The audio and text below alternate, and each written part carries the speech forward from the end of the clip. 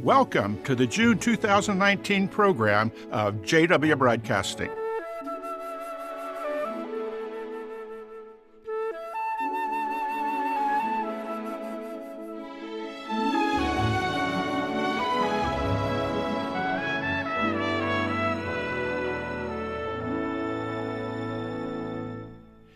Earlier this year, 56 students from all over the world gathered to attend the Watchtower Bible School of Gilead.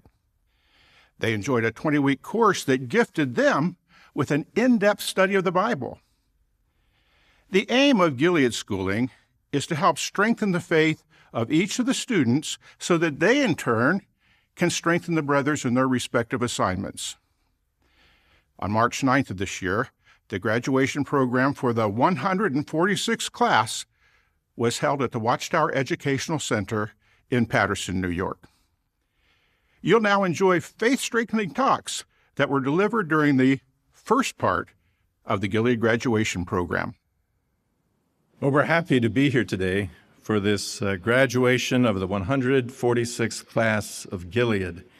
And we welcome all who are tied in with us at our Bethel complexes in the United States, in Canada, in Puerto Rico, and a number of remote translation offices.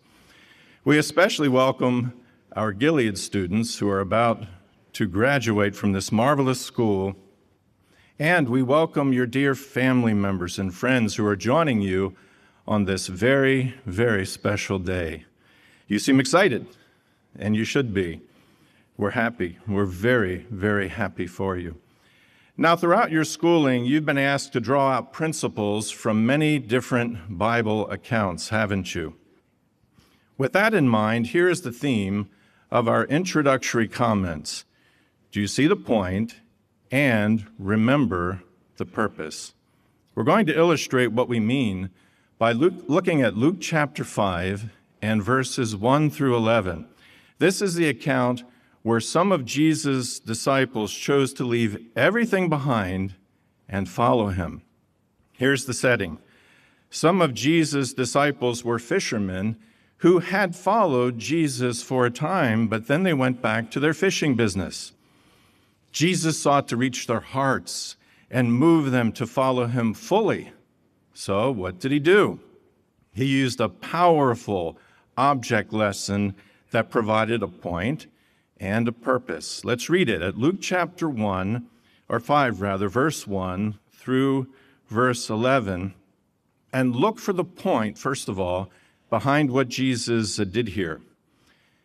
It says, on one occasion when the crowd was pressing in on him and listening to the word of God, he was standing by the lake of Gennesaret, and he saw two boats docked at the lakeside, but the fishermen had got out of them and were washing off their nets. Going aboard one of the boats, which was Simon's, he asked him to pull away a bit from land. Then he sat down and he began teaching the crowds from the boat. When he stopped speaking, he said to Simon, pull out to where it is deep and let down your nets for a catch. But in reply, Simon said, Instructor, we toiled all night and caught nothing, but at your word I will lower the nets. Well, when they did this, they caught a great number of fish. In fact, their nets began ripping apart. So they motioned to their partners in the other boat to come and assist them. And they came and filled both boats so that these began to sink. Seeing this, Simon Peter fell down at the knees of Jesus, saying, Depart from me, Lord, because I'm a sinful man. For both he and those with him were overwhelmed with astonishment at the catch of fish they had taken. And the same was true of both James and John, Zebedee's sons, who were partners with Simon.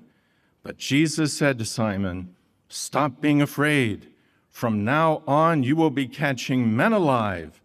So they brought the boats back to land and abandoned everything and followed him. So, what was the point behind this miracle here? What was this? Their needs would be cared for if they trusted in Jesus and followed him. Of course, to do this, they had to believe Jesus, didn't they? They had to listen to him. This was not a trick.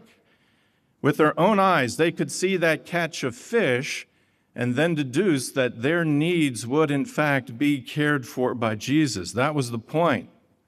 Did they get it? Yes, they did. With what result? Well, it says they were moved to abandon everything and follow Jesus. That is, everything related to the fishing business. They gave it all up and followed him. Almost instantly, their faith and trust in Jesus grew, didn't it? Now, let's bring the point up to our day. Soon, you will go to your assignments. Will you remember the point of your Gilead training? Well, what is the point? The point has been to build up your faith and your trust in Jehovah, and thereby strengthen your relationship with him. In turn, as you draw steadily closer to Jehovah, you will be ready for whatever work and whatever responsibility he chooses to place on you. Jehovah, by means of his Son, will care for you. He will help you to faithfully fulfill your assignments, and you will add to his glory. And in all that you do, remember those disciples who were humble enough to get the point, abandon everything, and follow Jesus. Now, for the second part of the question we mentioned at the beginning, what was the purpose behind what Jesus did? In other words, Jesus' miracle on that day carried what deeper meaning for them? Well, looking back at Luke chapter 5, what happened when the disciples listened to Jesus, went out to where the water was deep, and lowered their nets? The catch was so great, it says, that they filled 2 boats to the point of sinking. The account doesn't say what the disciples did with the fish, but they made it to shore. A man who could walk on water was not going to let them sink. Now we get, though, to the greater purpose behind Jesus' miracle. Do you recall what Jesus said to the disciples after that catch of fish and after the disciples became filled with astonishment? He told them, "Stop being afraid. From now on, you will be catching men alive." You see, by means of that miracle, Jesus illustrated something greater for them, didn't he? They would not only be cared for materially, they got that point, but more importantly, they would also become very successful fishers of men. In other words, the first miracle pointed to an even greater one yet to come. If their large catch was meant to illustrate how successful they would be as fishers of men, then they could look back on that catch years later and visualize those boats filled with fish and be reminded that they had much work yet to do in being fishers of men, catching men alive, so to speak, helping them to become disciples of Christ. Your Gilead training will help you to continue supporting this vital and never to be repeated work, which is the greater purpose behind your training. So then, whatever you're given to do and wherever your training may take you, never forget the point and the purpose behind the blessing that you just experienced in being part of this class. Trust in Jehovah and in his Son to help you at all times, and use your Gilead training to support this important work in the branches and the territories where you will serve. Well, we'll say a little bit more about this at the conclusion of our program today. Now we're going to enjoy a series of very encouraging talks that will strengthen your faith, build up your trust, in fact, for all of us listening in, and highlight God's wonderful purpose that we support. To begin, we're very happy to have with us a member of the governing body, Brother David Splain, who is going to present the talk, "If You Look for It, You Will Find It."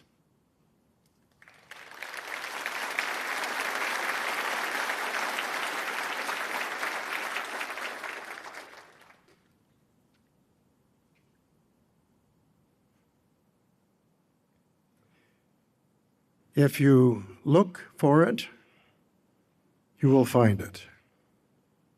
Look for what? Look for the good in your brothers. And when you find it, Don't be afraid to acknowledge it. Now, we all know that we should do that, but we do have to fight the tendency to view others a bit critically at times.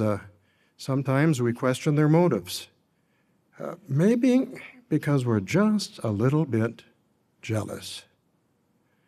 Now think about that brother in your congregation who's just an excellent public speaker. When he's scheduled to give a talk, the hall is full, and everybody raves about his talks, even your wife. Yours, not so much. The show-off, he doesn't impress me. Or what about this? You're working in a department with one of those annoying people who is very efficient. He's never late, never misses a day's work. He gets a tremendous amount done in a day, and he almost never makes a mistake. Doesn't impress me either. Mr. Perfect. He's trying to make the rest of us look bad. Well, there we go, questioning someone's motives. Now, can we look for the good in Mr. Perfect? Can we give him a benefit of the doubt?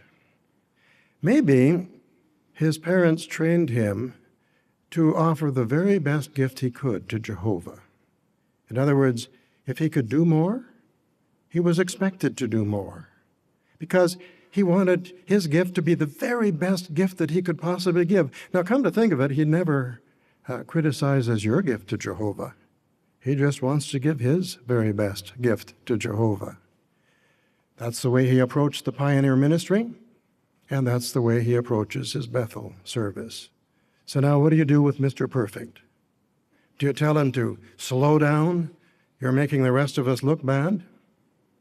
Well, if he did that, he'd be giving a substandard gift to Jehovah, and Jehovah expects and deserves the very best. So what do? You acknowledge his gift. You really get a lot done in a day. I wish I had your stamina.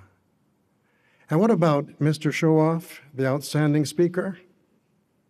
Jehovah has given you a wonderful gift. You use it well. Now, was that hard? Elders occasionally have to evaluate brothers for privileges of service, and while we're not blind to the shortcomings of our brothers, we try to keep the discussion mainly positive. Now, sometimes we have to discuss a shortcoming, a negative. But are we talking about one isolated incident, or is it a pattern? It's true that if we make it a habit to look on the positive side, we'll be disappointed sometimes. But it's better to be disappointed occasionally than to develop a cynical or resentful attitude toward our brothers. Let's consider a scriptural example where questioning the motives of a brother could have led to disaster. It's in 1 Samuel chapter 17. And a little bit of background, a little bit of the setting. Jesse has sent his youngest son, David, to visit his three oldest brothers in the army. And Israel is having a face-off with the Philistines. And when he arrives, David hears Goliath challenge any man of the house of Israel to a battle to the death. There are no volunteers. Now, David is a man of faith, and he can't believe it. He says, "Who is this uncircumcised Philistine that he should taunt the battle lines of the true God?" Now his oldest brother, Eliab, is listening. And we pick up the account in verse 28. So that's 1 Samuel chapter 17, and we'll read verse 28. When his oldest brother, Eliab, heard him speak to the men, he became very angry with David and said, "Why have you come down? And with whom did you leave those few sheep in the wilderness? I well know your presumptuousness and the bad intentions of your heart. You came down just to see the battle." Now, what did we learn about Eliab's personality from this verse? Not much. You recognize that as a trick question. We just met the man. We don't know very much about him. And we certainly aren't going to pass judgment on somebody over one isolated incident, are we? Now the question is this: was this a one-off for Eliab, or was he always like that? Was this an isolated incident, or was it a pattern? And when analyzing the situation, ask yourself this: was there ever an occasion when you got so frustrated with your fleshly brother that you said something awful, something that you had to apologize for later? Well, did that make you a terrible person? So the question is this a one-off? Is it isolated, or is it a pattern? These are things that we really need to apply when it comes to our relations with our brothers and sisters. Don't write somebody off on the basis of one incident. But we can say that on this occasion, Eliab was wrong. He questioned David's motives, and he wasn't nice about it. But that's not the worst of it. Suppose that David had listened to Eliab. Slow down. You're making the rest of us look bad. What might have happened? Suppose David had said, "You're right, Eliab. I am a bit arrogant. Who do I think I am that I could fight this mighty man of war?" Well, that could have had disastrous consequences for Israel, at least temporarily. So what's the lesson? Don't discourage anyone from giving his best to Jehovah, even if his best is better than your best. Now let's take another isolated incident from the life of Eliab and say something positive about the man. Let's look for the good in Eliab. 1 Samuel 22. 1 Samuel 22 and verse 1.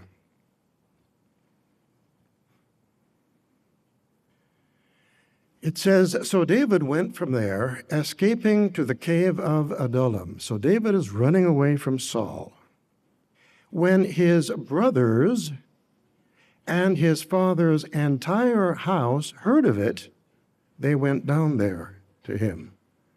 His brothers, including Eliab. So what's the point? Well, when he was needed, Eliab was there for you. He could be counted on. And later, one of David's sons married one of Eliab's daughters. Oh, wait a minute. Say that again. David ran away from Saul? He didn't run away from Goliath, did he? But he ran away from Saul.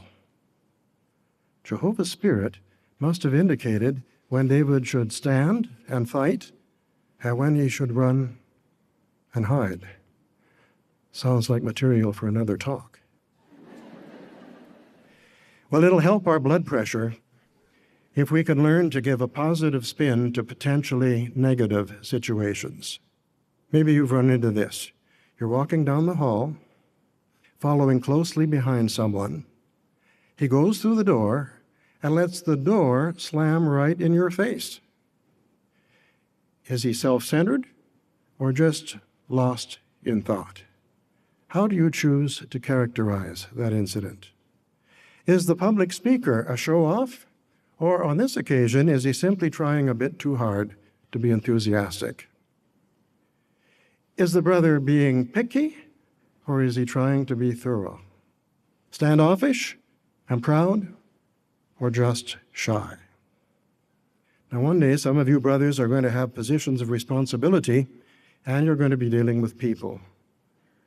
And when that happens, remember this: many joys are denied those who keep looking for mistakes, but the one who sees the good in others will have a feast constantly. Remember that, and may Jehovah bless you richly. We love you.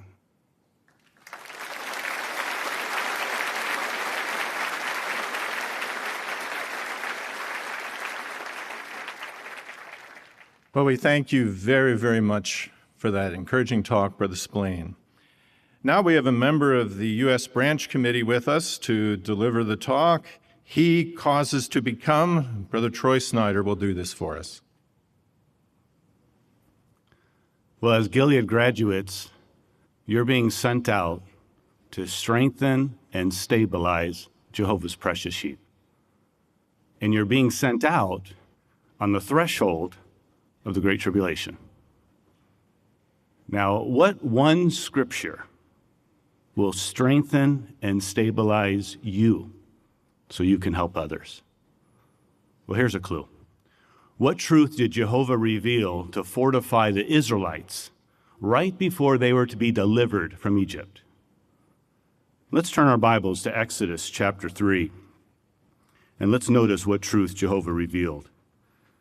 You remember the account. Moses was asking Jehovah, what can I tell the Israelites so that they would have confidence in your deliverance? In essence, that's what he was asking Jehovah. Notice what Jehovah said to fortify them.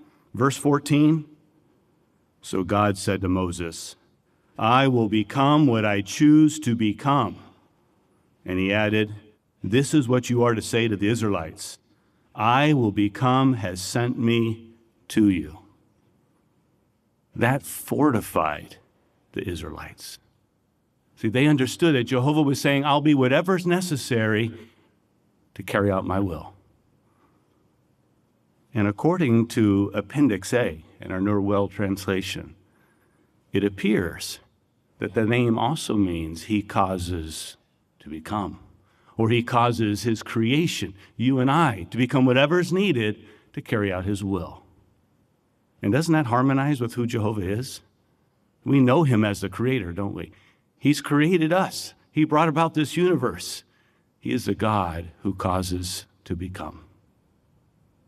You see, this truth, this extraordinary truth, can strengthen and stabilize you because it links you to something that Jehovah is willing to give you. Let's look at what that is. Let's go to Jeremiah chapter 10. You see, this aspect of Jehovah's name reveals something about his personality and something that he's willing to share with you. Notice what it is in verse 6, Jeremiah 10:6. It says, no one is like you, O Jehovah. You are great, and your name is great and mighty. Yes, Jehovah's name is linked to his power. That's what it reveals about Jehovah. And Jehovah is willing to use his power to strengthen us. See, it's Jehovah's power that caused the Red Sea to part. It's Jehovah's power that made the sun stand still when Joshua was in battle. It's Jehovah's power that caused a bird to feed Elijah. It was Jehovah's power that took a tired prophet who was exhausted and made him run faster than a racing chariot. Isn't that reassuring to know that Jehovah is saying, I'm going to give you my power?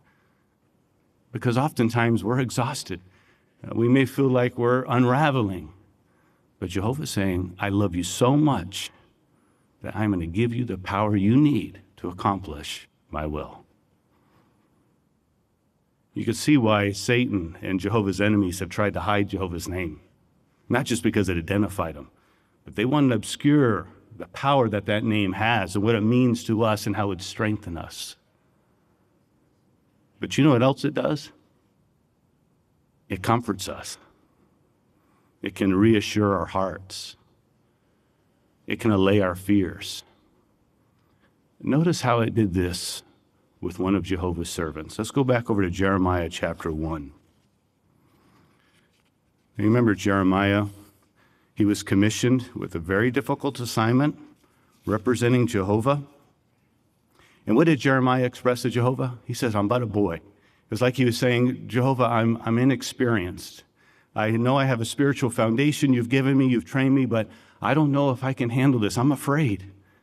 What did Jehovah say to him to fortify him? What did Jehovah cause him to become? Notice verse 18. Jeremiah chapter 1, verse 18.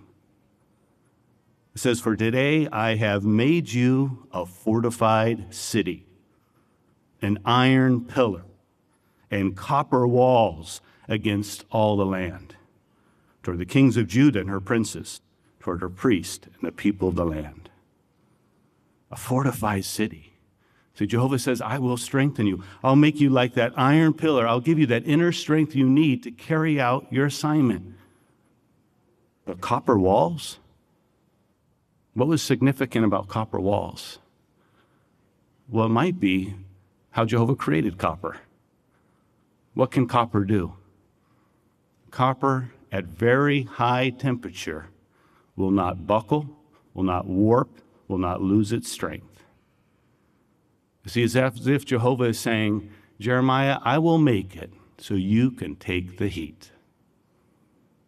And that's what Jehovah is doing for you. He will make you possible to handle any situation. And you notice those were copper walls. They fortified him. They surrounded the city. It's as if mentally, emotionally, spiritually, and physically, Jehovah would give him whatever was needed to carry out his assignment. Now that fortified Jeremiah.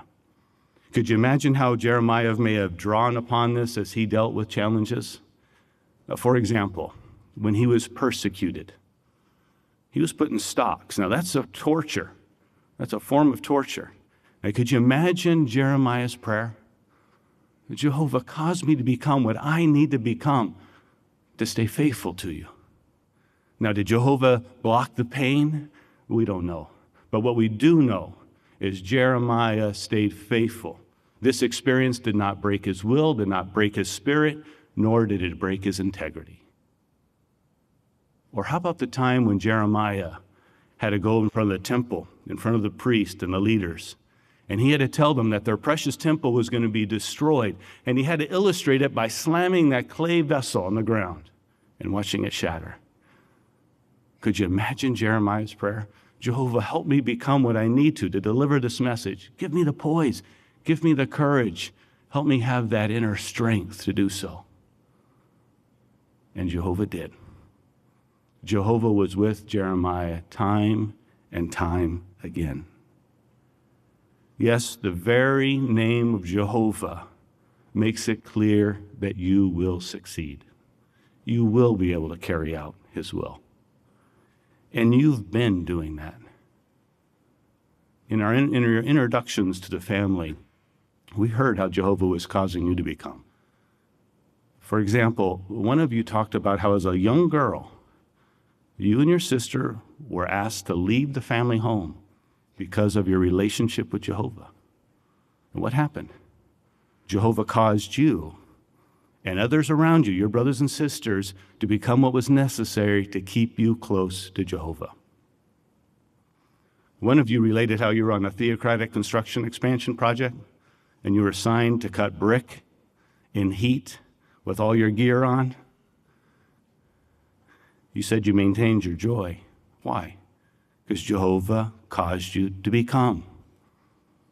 One of you, dear ones, related to us how you had thought your service to Jehovah had no value to him. You lost your joy. But what happened? Jehovah caused someone to encourage you, to strengthen you. And one of you related how Jehovah helped you serve beyond the capacity of your heart. Yes, Jehovah has caused all of you to become what is necessary to carry out his will. So whenever you feel discouraged, whenever you feel afraid, whenever you feel unqualified, pray to Jehovah. Ask him to help you become what is necessary to carry out his will. Help him to ask him to help you do whatever you need so you can glorify his name.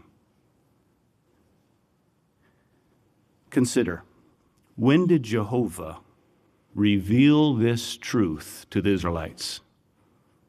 It was right before they were about to face challenges. When did Jehovah reveal this truth to us? It was really with the revision of our New World Translation. It really helped bring it into focus, the power of his name, really right before we are to be ushered into Jehovah's new world. So what trials will you face? What challenges will you experience? What will the Great Tribulation bring? It doesn't matter, because you worship Jehovah. That's his name, the God who causes to become.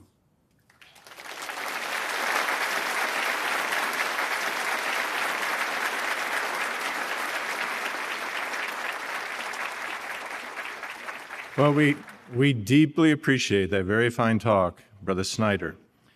Now we have Brother Donald Gordon, who serves as a helper to the publishing committee with us to deliver the talk, Live in Sync with Jehovah. Well, for the last 5 months, you dear students have been downloading a lot of wonderful information about Jehovah. Now that the class is finished, download is complete, all synced up. Well, it may seem that way for the moment. Of course, Jehovah did not create us like simple computers where we just store away information in our memories. We were created in His image. So as we take in knowledge from Jehovah, we have the ability to absorb it, to then reflect His image, to think like Him, to feel like Him. We begin to act like Him. So He has given us what we have here in His Word, and He has, well, created us in our human capacity to assimilate His Word into the beautiful facets of His image. And then we can truly be in sync with Jehovah. But how does our being in sync with Jehovah bring honor to Him and joy to Him?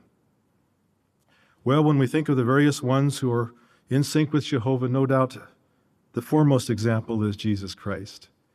Everything He did, everything He said, every thought He had was in full harmony with His Father.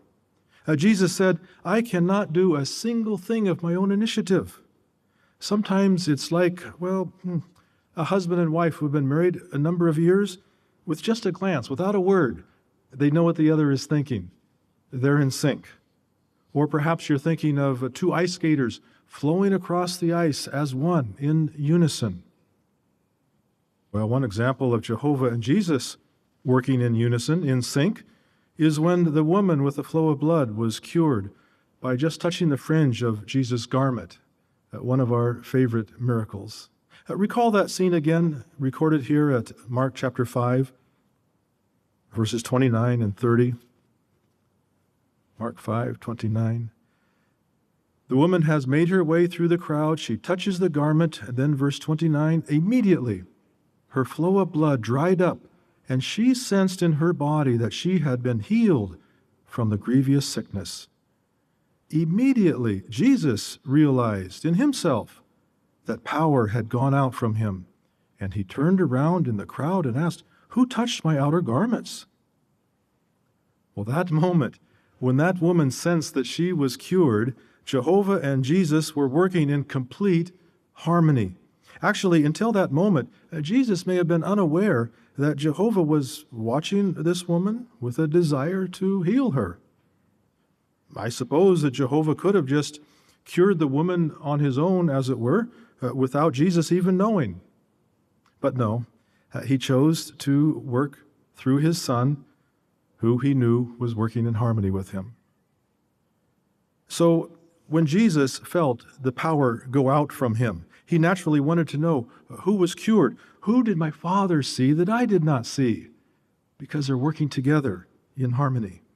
And then seeing this woman, realizing that actually she was unclean, where she did not belong, Jesus was still in complete agreement with His Father. He was in sync with Jehovah's view of this woman, very happy to have been involved in the cure of her, leaving us, of course, with one of our favorite accounts of Jesus' life. Well, what's a lesson for us?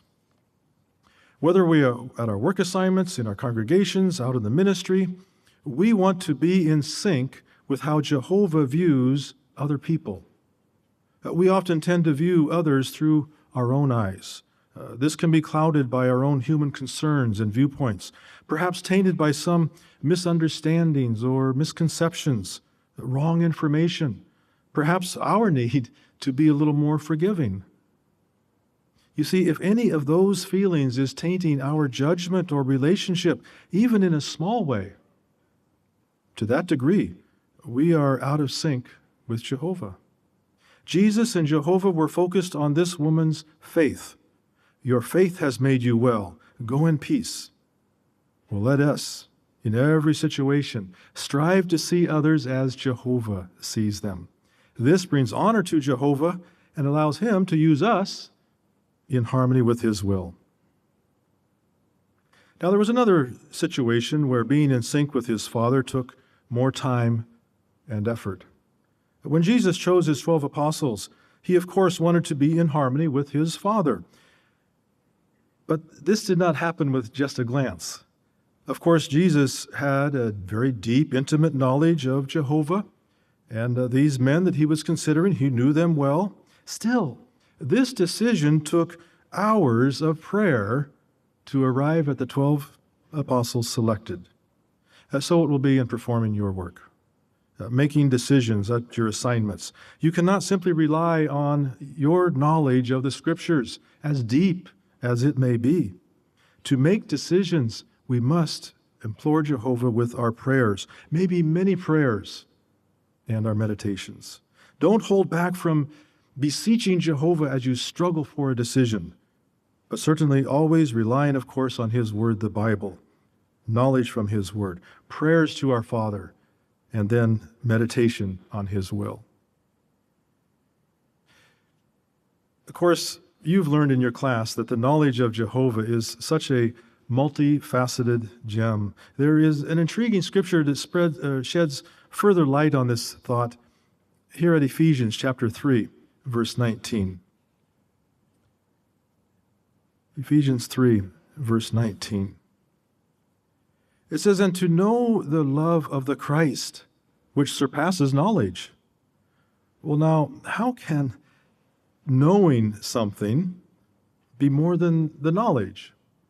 Well, you've learned here that the Greek term rendered to know means to know practically, through experience. Now, of course, the Gospels accounts teach us much about Christ's love. We come to know that, His patience, His humility, His willingness to forgive, etc. We read and we study that with delight. But to really know it, it's like, well, a skill that we might learn only after we actually do it. For example, a doctor goes to school to learn to be a doctor. There's lots of learning, years of study involved. But then when the studies are complete, they begin their internship. They begin making the rounds at the hospital. They begin now taking part of this education, what they learn from the books, and applying it to real-life situations. The knowledge learned from this experience surpasses the knowledge learned in the books. So we have studied the Christ. We do the book work. We have learned. Now, you Gilead students have had the amazing opportunity these last 5 months to read and study about His patience, His love, His forgiveness, humility, compassion, etc. You cherish that knowledge. You're in sync. Not quite yet. You see, now we must do the internship. Now we must take that knowledge and make the rounds, as it were. We go around the congregation. We interact with our workmates. We go out in the field ministry. You deal with a sticky, difficult situation and put into practice what you've learned from the Christ. This is the way to get the full impact.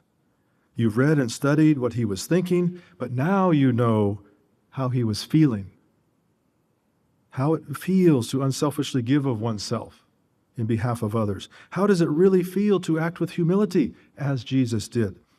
Or you come to know how it really feels to forgive from the heart as Jesus did.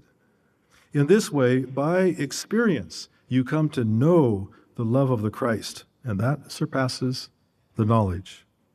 Now, not only is what you know about God, treasure in your heart in sync, but now your actions, your life, who you are, is in sync with Jehovah. Indeed, like King David, who expressed in the 139th Psalm, you, dear students, have found in God's Word the precious thoughts of Jehovah. Continue to search them out, bring them to mind, cherish them, and do them. And then you will be living your life in sync with Jehovah.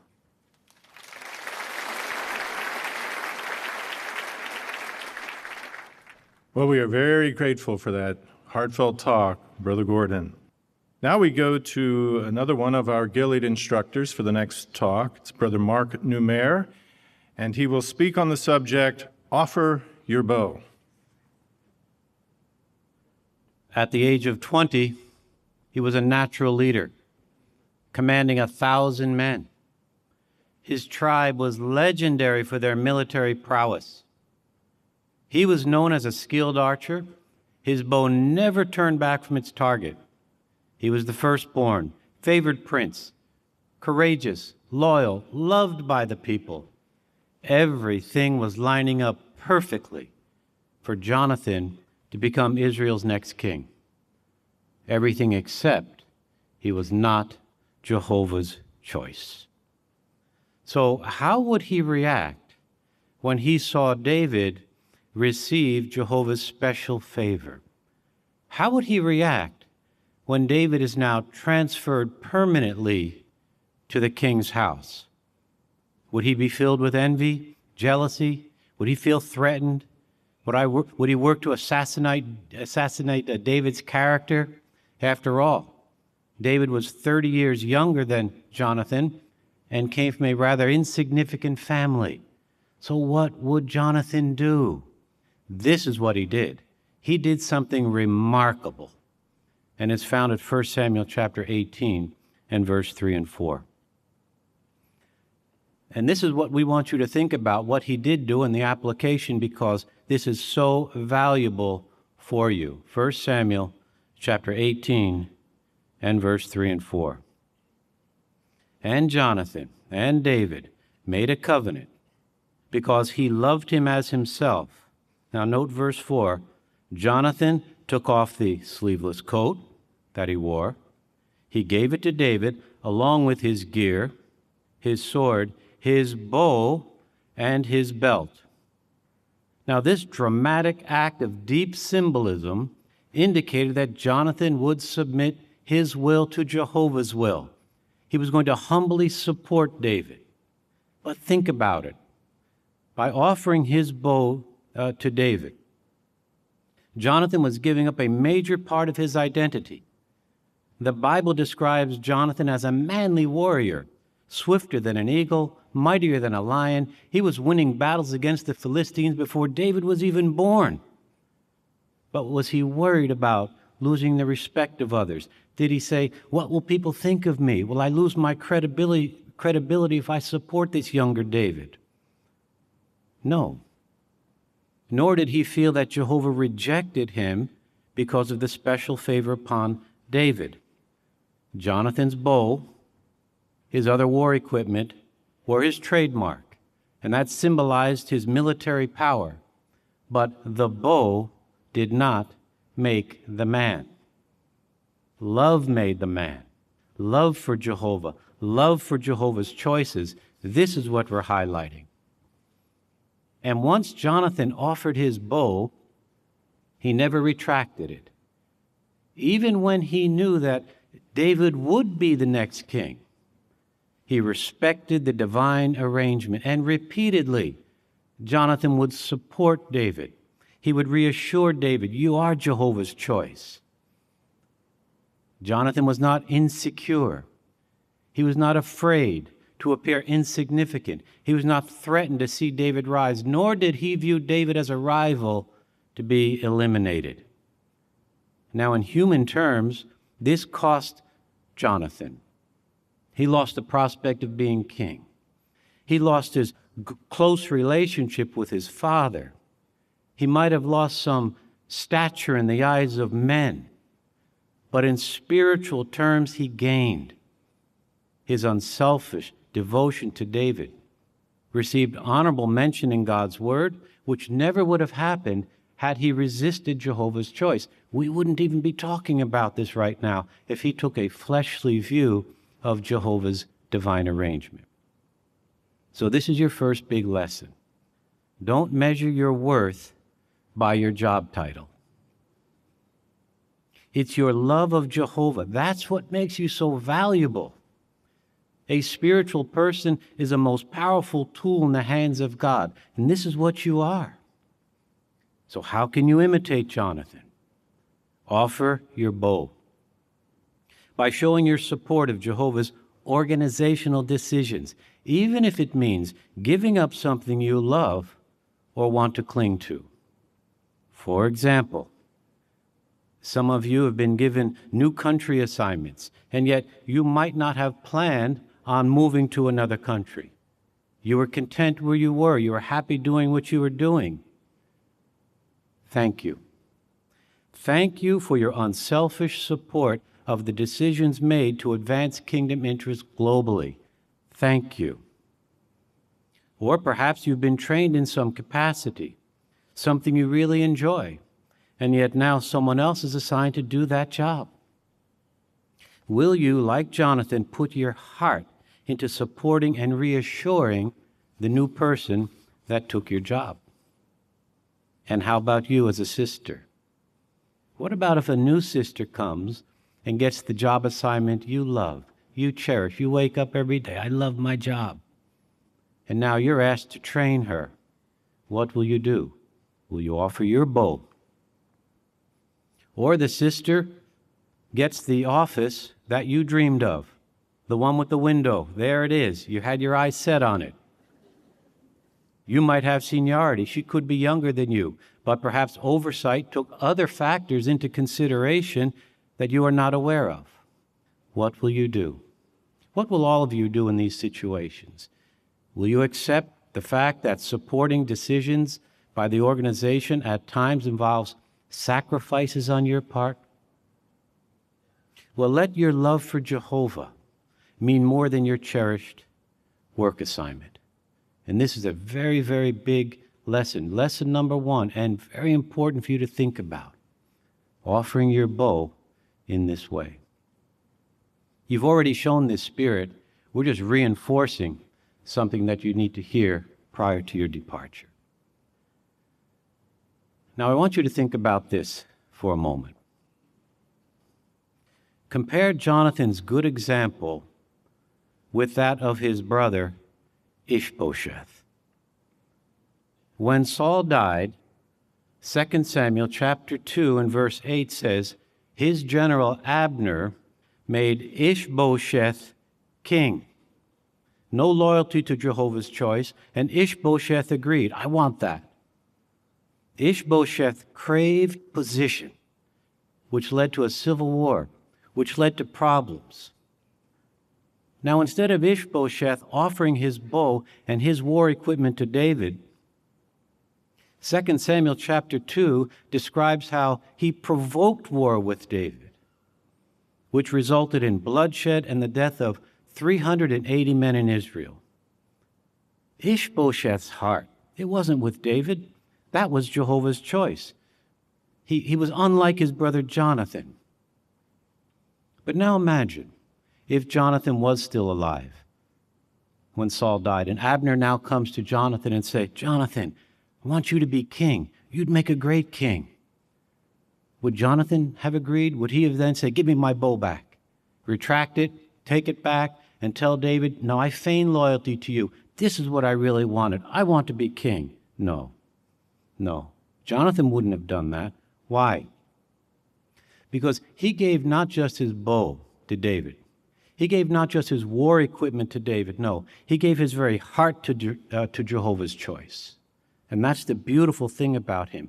The difference between Jonathan, who seized an opportunity to support Jehovah's cause, and Ishbosheth, who never thought for a moment about how Jehovah God was directing David, is striking.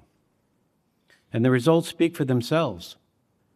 Jonathan was loved and honored. Ishbosheth was hated and murdered. When Jonathan died, David was so deeply grieved by the loss of his dear friend that he was moved to do something. And what he did is recorded at 2 Samuel chapter 1 and verse 17 and 18. I'd like to read this to you. 2 Samuel chapter 1, 17 and 18. And David chanted this dirge, or this song, over Saul and his son Jonathan, and said, that the people of Judah should be taught the dirge, the song called the bow. The bow. Could David have had in mind the bow that Jonathan gave him at the beginning of their friendship? Jonathan supported the nation without demanding that he receive high rank or position. Jonathan was so loyal. It was a powerful lesson that David never forgot, and neither did he want the sons of Judah to forget, because he instructed they all learn this song by heart.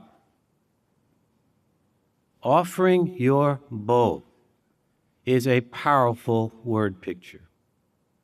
When you continue to work in the background, work quietly in the background, in loyal support of Jehovah's choices, despite the cost, despite the human imperfections, despite the disappointments, despite the perceived injustices, don't worry about all of that. That's simply the ebb and flow of life. Pick yourself up, keep on moving, grow mighty, become a living example to the brotherhood in loyalty. That's what you've been trained to do. And you will receive Jehovah's attention and favor just as Jonathan did. Jehovah did not merely dismiss Jonathan as a would-have-been king. No. Rather, he took note of Jonathan's loyal support and had his wonderful example embedded, etched into his inspired word. So as you go to your assignment, what is your bow? Everyone has one. Is it your cherished work assignment? Is it that privilege that you have been given that few others enjoy? Is it the responsibility that requires many to consult you for direction? Well, think about this. The time will come when someone is put in a leading role, and you will be asked to support that person, work under that person, help that person. And when that time comes, ask yourself, what will I do? And not just you brothers, you sisters too. I mean, you wives, will you support? Will the wife support as well? Single sisters, will you support the arrangement? That's the point. Ask yourself, will I offer my bow? Like Jonathan, will I offer it freely? Will I offer it generously to anyone chosen for a role of responsibility within God's organization? And be assured Jehovah, in turn, will offer you an unimaginable treasure, and that treasure is his favor and approval. Jehovah's favor and approval. What is better than that? Now, and life in the new world. And when you get to the new world, be sure to look for the one that inspired you to offer your bow.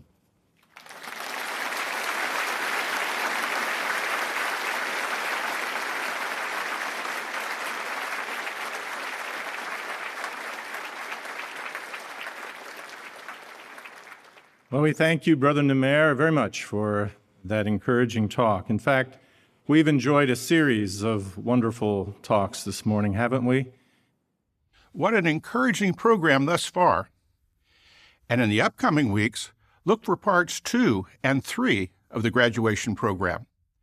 They'll be found under Latest Videos or under the Video on Demand segment of JW Broadcasting. We'll conclude this month's program by traveling to the tropical island of Kashai in Micronesia. Located in the Pacific Ocean, Kashai is filled with dense jungle, mangroves, picturesque beaches, and is surrounded by beautiful coral. Many on the island work in the tourism, fishing, or agricultural industries. Although the official language of Kashai is English, there's a remote translation office here. One brother and 4 sisters assist with translating literature into Kashayan. There's one congregation on Kashai with 2 field missionaries, 2 special pioneers, and 2 regular pioneers, and a total of about 15 publishers. They preach to the over 6,000 inhabitants of the island, and their hard work is bearing fruit. For example, in 2018, there were 82 in attendance at the memorial celebration, and a peak of 65 attended the regional convention. And in 2018, the congregation reported some 60 Bible studies. The brothers and sisters in Kashai send you their warm love and greetings, and by means of this program, we all send our love and encouragement back to them. This is JW Broadcasting from the world headquarters of Jehovah's Witnesses.